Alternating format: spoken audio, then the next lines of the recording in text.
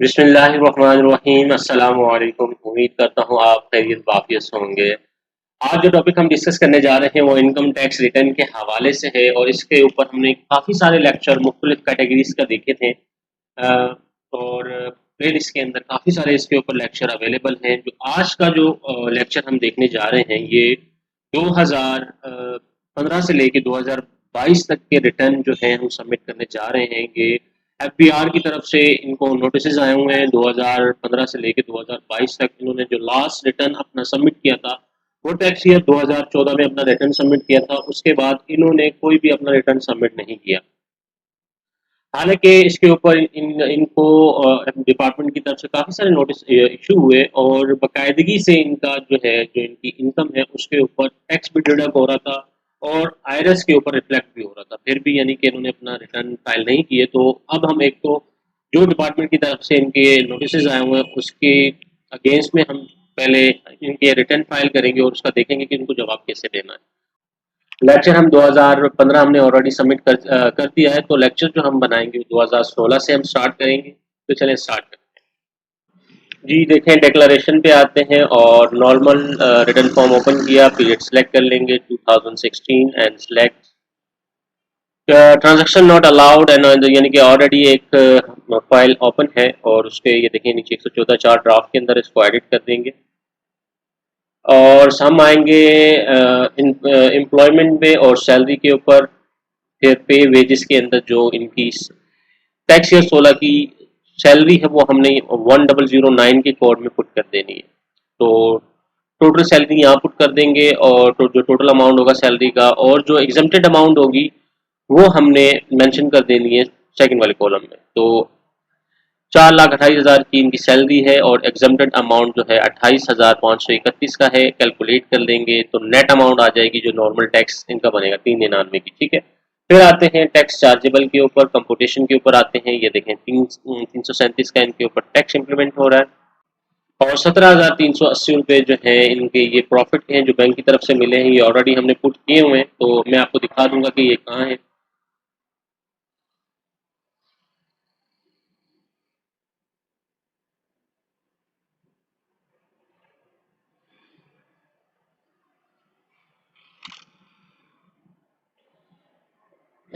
Capital assets, other resource और receipt and deduction के अंदर 17,380 जो है प्रॉफिट ऑन डेब्ट्स है।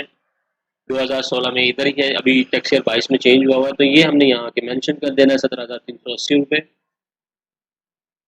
ठीक है, कैलकुलेट कर लें इसको।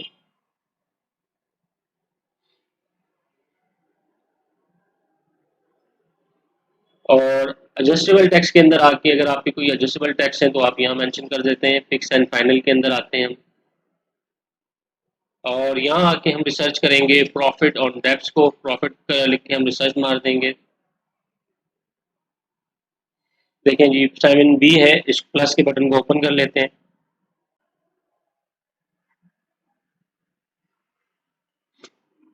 यहाँ पे आके हम लिख देंगे बैंक, नीचे मेंशन कर देंगे बैंक और जो भी होगा बैंक अल हबीब जो भी बैंक होगा और सारा अकाउंट नंबर भी आप मेंशन कर सकते हैं। ठीक है, हमने बैंक अल हबीब लिख दिया यहाँ पे और प्रॉफिट जो पूरे साल में हमने लिया है 2016 में उसकी अमाउंट लिख देंगे और उसके ऊपर जो टैक्स डिडक्ट हुआ है वो इधर हमने मेंशन कर देना है। जो बैंक का सर्टिफिकेट होगा प्रॉफिट का वो हमने मेंशन कर देना जितने उसके ऊपर टैक्स डिडक्ट किया होगा। ठीक है, कैलकुलेट कर लेंगे इसको। ये हमने कैलकुलेट कर दिया।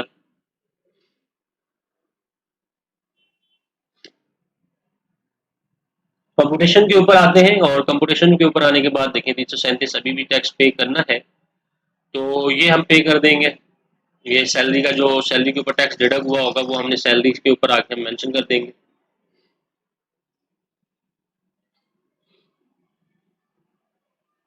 एडजस्टेबल टैक्स के अंदर आते हैं और अगर आपके पास इसके अलावा कोई भी टैक्स है एडजस्टेबल के ऊपर मैं ज़्यादा बात नहीं करना चाह रहा, इसके ऊपर ऑलरेडी हमने काफ़ी सारे लेक्चर बनाए हुए हैं तो आप वहाँ डिटेल में इसको देख सकते हैं। तो हम सीधा सिंपली जो चीज़ें होंगी वो हम जाके वहाँ मेंशन कर देंगे। ये देखें जैसे सेल फोन का है, यहाँ अगर कोई सेल फोन पर टैक्स डिडक्ट हुआ है तो आपने यहाँ मेंशन कर देना है। जोंग वोंग जिस भी सिम पे आपके ऊपर यानी कि टैक्स डिडक्ट हुआ होगा तो हमने सिंपली क्या करना है,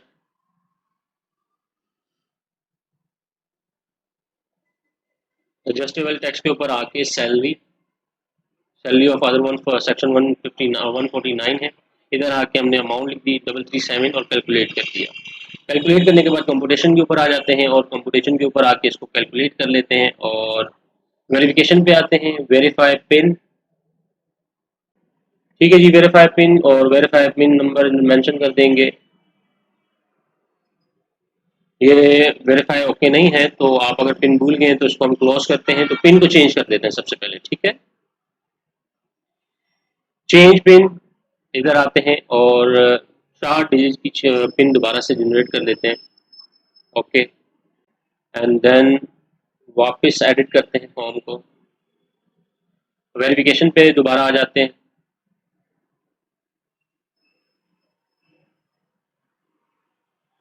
यहाँ आके पिन मेंशन कर देंगे जो अभी हमने चेंज की थी।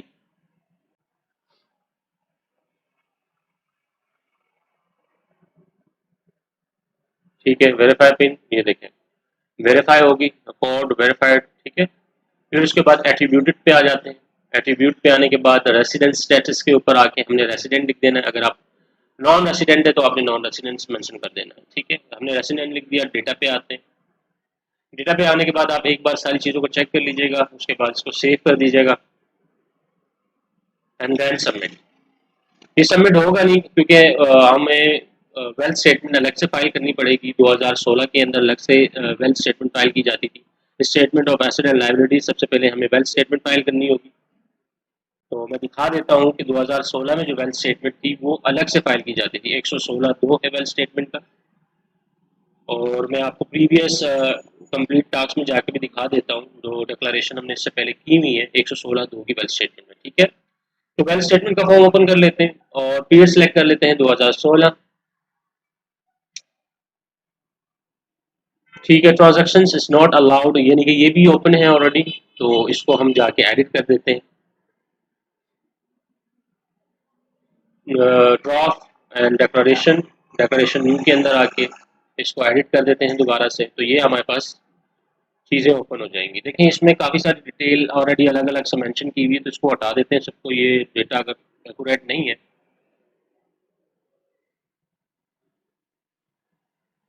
ये इससे पहले हमने ओपन किया था ऐसी चीज़ों को देखने के लिए, तो ये सारी चीज़ें हटाने के बाद हम एक साथ जो है, अगर आपके पास चीज़ें इस तरह तरीके से आपके पास अवेलेबल हों कि आपको पता हो इलेक्ट्रिसिटी, वाटर, गैस, टेलीफोन, अलग अलग चीज़ें आपके पास अगर मेंशन हो तो आप उस तरह कर सकते हैं। अदरवाइज आपने अदर पर्सनल हाउस एक्सपेंस के अंदर एक साथ पूरी लमसम अमाउंट आके मेंशन कर देनी है। अगर अलग अलग चीज़ें आपको पता है तो बहुत ज़्यादा अच्छी बात है कि आप अलग अलग चीज़ों को मेंशन करें। अगर नहीं है तो आपने लमसम आके अदर पर्सनल एक्सपेंस के अंदर आपने मेंशन कर देनी है।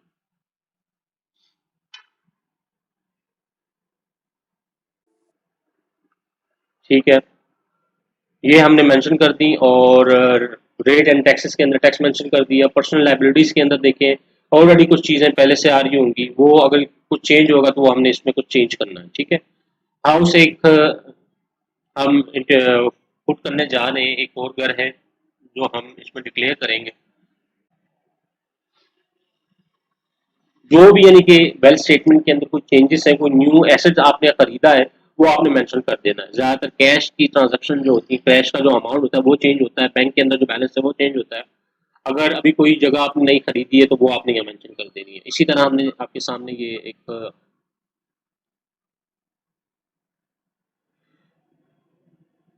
हाउस है जो हमने एक प्लॉट है जो लिया है उसको हम मेंशन करने जा रहे हैं। तो पूरा एड्रेस आपने मेंशन कर देना है, अमाउंट मेंशन कर देनी है और कैलकुलेट करना है इसको। ठीक है, फर्दर इसके अलावा जो इसके अंदर चेंजेस हैं वेल्थ स्टेटमेंट के अंदर वो भी आपने करनी है। जैसे कैश के अंदर अगर कोई चेंजेस है, बैंक के अंदर कोई चेंजेस है तो वो आपने मेंशन करना है। ठीक है, जगह बैंक के अंदर इतना बैलेंस पड़ा हुआ है और 30 जून के अंदर जो बैलेंस आएगा वो आपने मेंशन करना है। एसेट एंड अदर नेम है कोई तो वो आप मेंशन कर देंगे।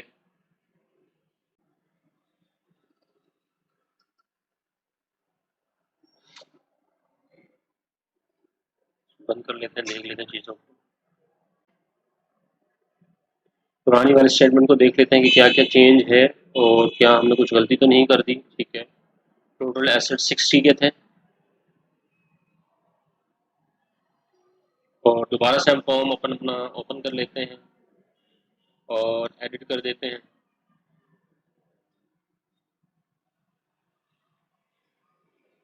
पर्सनल एसेट्स के अंदर आते हैं।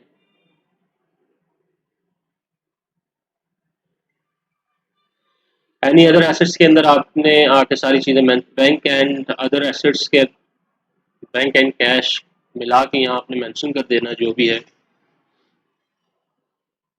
सेपरेट भी कर सकते हैं, यहाँ भी मेंशन कर सकते हैं।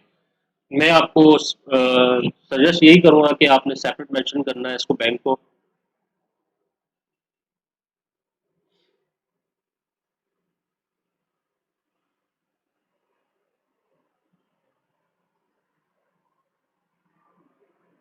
ठीक है, 39, 28, 261 आपने यहाँ मेंशन कर देना एक साथ। ठीक है,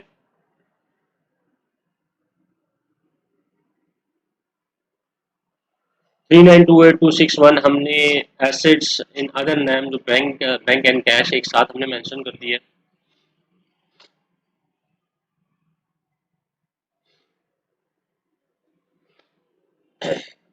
कैलकुलेट कर लेते हैं इसको। तो टोटल एसेट 6128,261 के हैं हमारे। रिकंसिलेशन ऑफ नेट एसेट्स के ऊपर आते हैं। कैलकुलेट कर लेते हैं इसको। यहाँ से भी ये जो है नीचे अमाउंट जो गलत की हुई थी उनको हटा देते हैं और दोबारा से कैलकुलेट कर देते हैं। प्रीवियस के अंदर जो अमाउंट था वो मेंशन कर देते हैं हम। तो 60 लाख का अमाउंट था प्रीवियस के अंदर। कैलकुलेट कर लेते हैं इसको। तो 1,28,000 का जो चेंज है इस बार आया है, वो कैसे आया तो वो हमने यहाँ मेंशन करना है। 4,28,000 जो है टोटल, यानी कि टोटल सैलरी थी।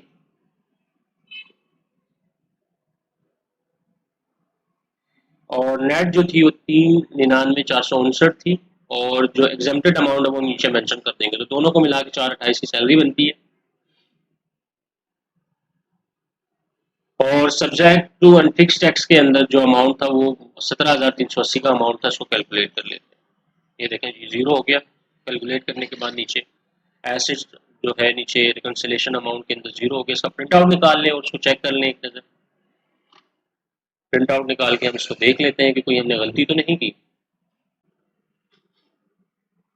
ये एक नज़र आप देख लें अपनी वेल्थ स्टेटमेंट को, क्योंकि 2016 में वेल्थ स्टेटमेंट और जो इनकम हम डिक्लेयर करते थे अलग अलग होती थी। ये फॉर्म अलग था वेल्थ स्टेटमेंट का। ठीक है, तो हमने क्या करना है, इसको सबमिट कर सेव करना है एंड देन सेव करने के बाद हम इसकी वेरिफिकेशन कर देते हैं। और नीचे हम पिन जो हमने चेंज की थी वो मेंशन कर दें। ठीक है, वेरीफाई पिन।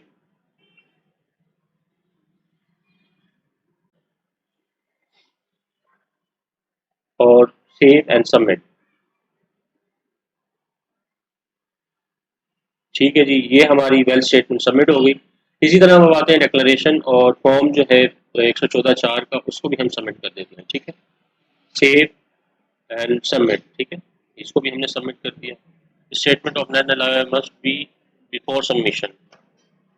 ठीक है, ये कर रहा नहीं, अभी देख लेते हैं क्यों नहीं कर रहा, क्योंकि वो अभी हमने सबमिट किया है तो वो डिक्लेरेशन में आया नहीं होगा, तो उसको हम देख लेते हैं। 1 मिनट सब्र कर लेते हैं।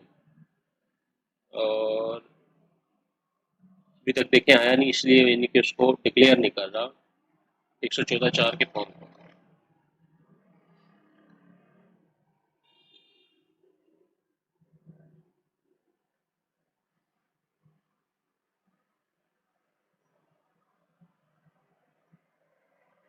दोबारा से एक बार देख लेते हैं इसको।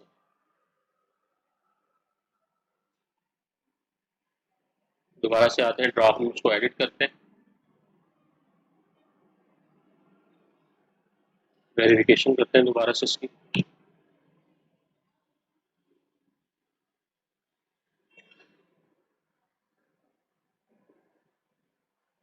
Save and submit.